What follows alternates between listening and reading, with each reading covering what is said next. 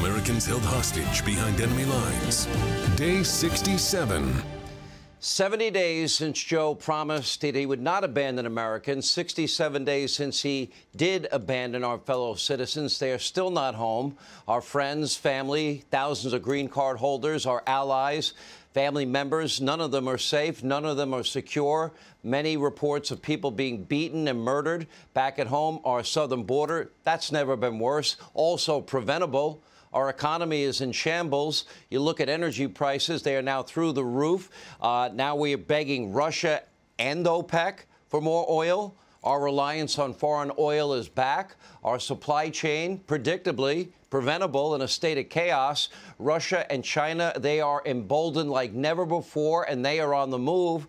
And despite inheriting 3 vaccines and the therapeutic known as monoclonal antibody treatments, more people have died from COVID-19 this year under Joe Biden than in 2020 under Donald Trump.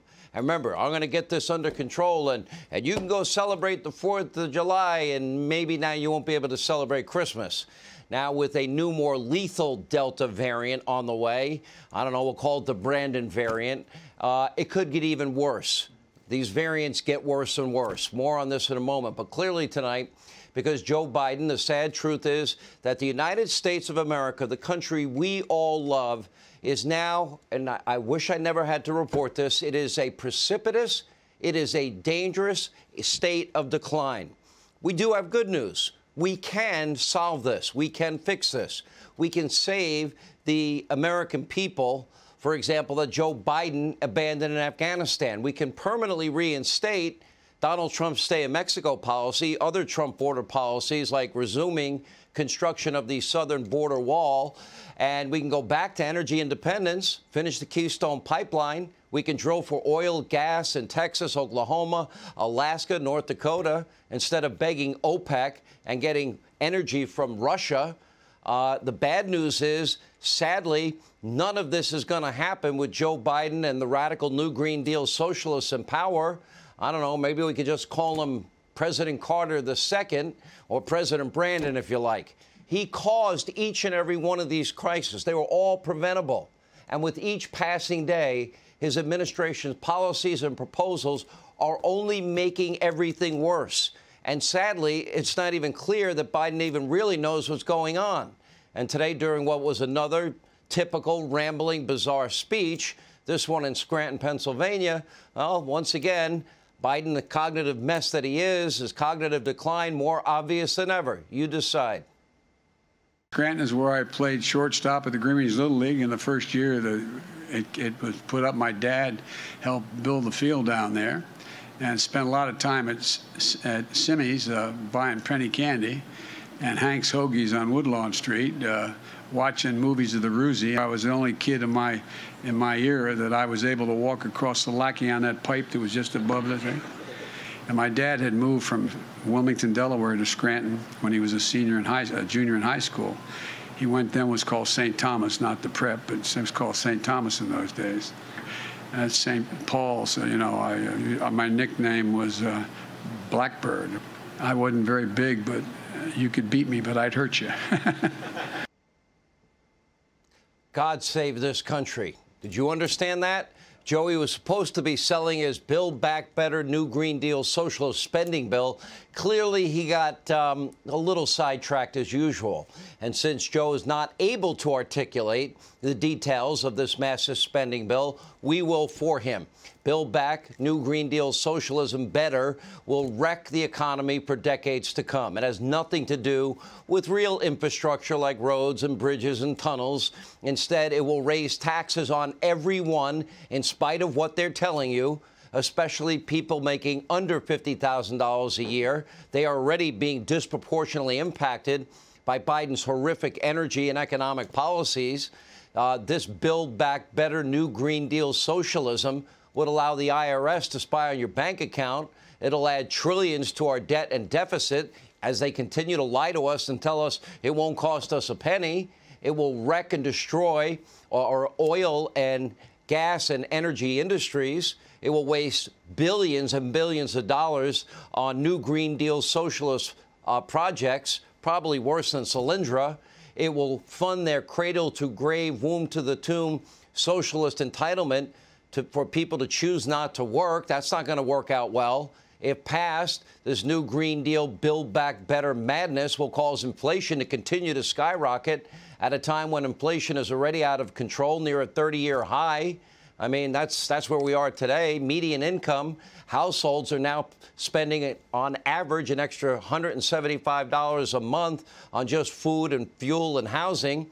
That's $2,100 a year in a Biden inflation tax. Have you been to the grocery store lately? Well, a 12-pack of Pepsi has nearly doubled.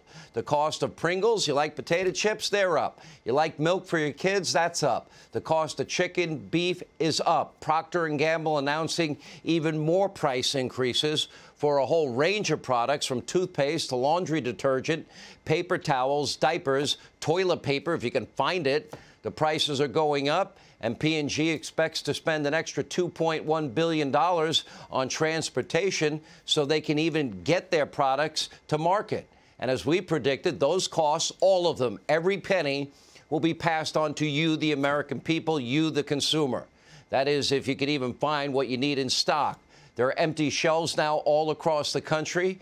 We have stores now rationing products like paper towels and toilet paper. I don't know why. Why is there the mad dash for toilet paper? But according to Ron Klain, these are what he calls high-class problems. The Washington Post now wants us to stop complaining and to lower our expectations that when we go to a store, we'll be able to get what we want. Gee, we have such a high bar we're asking for here. A top Biden advisor is telling all of us we need to make sacrifices. We may need to accept that we may not be able to get the jacket that we want in 15 colors that we want, but we'll get a jacket. Jen Psaki is calling it the tragedy, oh, your treadmill didn't arrive on time. Instead of looking for solutions to the many serious crises all of them have caused, the Biden administration, their defenders, they'd rather lie and mock the very real concerns of millions of Americans. The people they have hurt the most, middle-class Americans and those Americans that are poor and struggling already. They can't afford the high cost of everything going up. They can't afford to pay more to heat and cool their homes and fill their gas tanks. Joe Biden caused all of it. All of it can be prevented, and all of it can be stopped tomorrow. Just go back to the Trump policies that worked. Take a look. Do you believe that right now there's a crisis at the border? I think that the answer is no. As individuals come across the border and they are both assessed for whether they have any symptoms. If they have symptoms, the intention is for them to be quarantined. That is our process. They're not intending to stay here for a lengthy period of time. Why is the administration flying thousands of migrants from the border to Florida and New York in the middle of the night? Well, I'm not sure that it's in the middle of the night, but let me tell you what's happening here. 2:30 a.m., 4:29 a.m. Well, very early in the morning. Here we are. And best of all, the cost of these bills in terms of adding to the deficit is zero. Zero. Zero. Well, I think there's always been two kinds of Christmas shoppers. There's the ones who have all their list completed by Halloween, and then there's people like me who show up at the mall on Christmas Eve. If you're in that latter bucket, obviously there's going to be more challenges. People couldn't get dishwashers and furniture and treadmills delivered on time, not to mention all sorts of other things. So why is the tragedy of the treadmill that's delayed? Right. Oh, really? That's supposed to be funny? Maybe somebody wants a treadmill. By the way, $3.5 trillion will cost zero, Joe says. Okay. And those 2 a.m. and 4 a.m. flights, they're not middle of the night that when they're flying illegal immigrants into states and cities without telling anybody. No, that would be an early morning flight. You see what they're saying? Under the Biden administration, you need to accept that our lives will be worse, and you need to stop complaining. We all need to stop complaining. We all need to get in line. It's really not that different. Remember, Jimmy Carter, some of you may not remember, told us, oh, lower your thermostat and put on a sweater and make modest sacrifices and start living thriftily because the energy crisis would never get better. That's what he told us. You might remember this. We must face the fact that the energy shortage is permanent.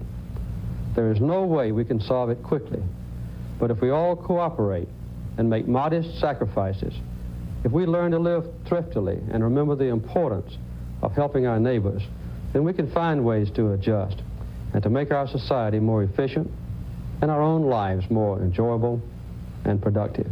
Simply by keeping our thermostats, for instance, at 65 degrees in the daytime and 55 degrees at night, we could save half the current shortage of natural gas.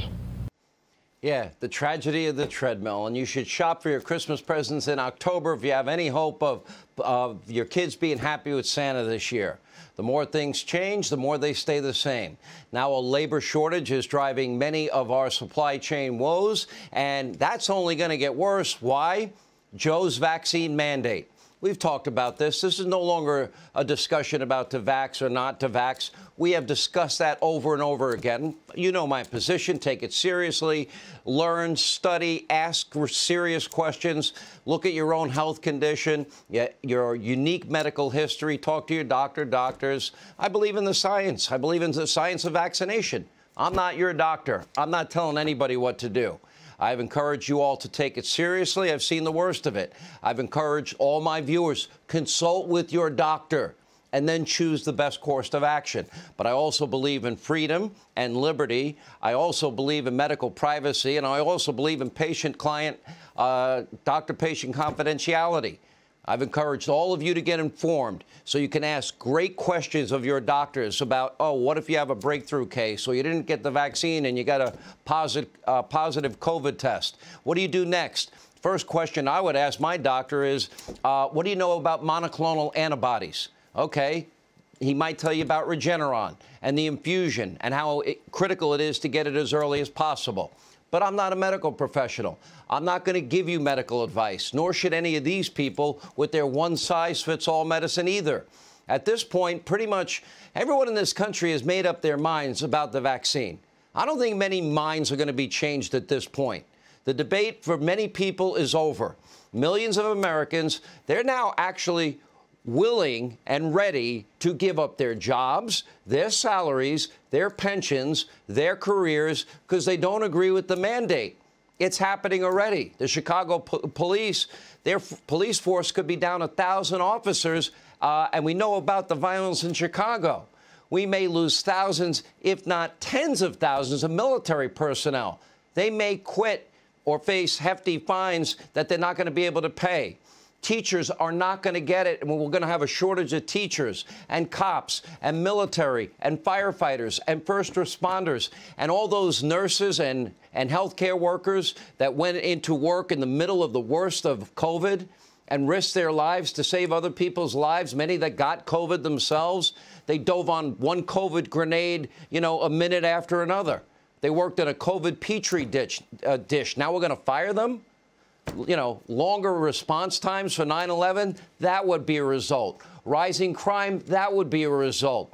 Waiting, healthcare shortages, that would be a reality. Now ask yourself if that really is making America a better or safer place. Of course not.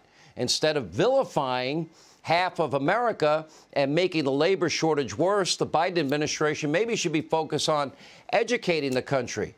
If you have a breakthrough case, what do you ask your doctor? Ask about monoclonal antibodies, for example. That's one. According to the New England Journal of Medicine and the UNC School of Medicine, monoclonal antibodies are effective in disrupting the progression of COVID-19 and reduce death. Joey only mentioned them one time.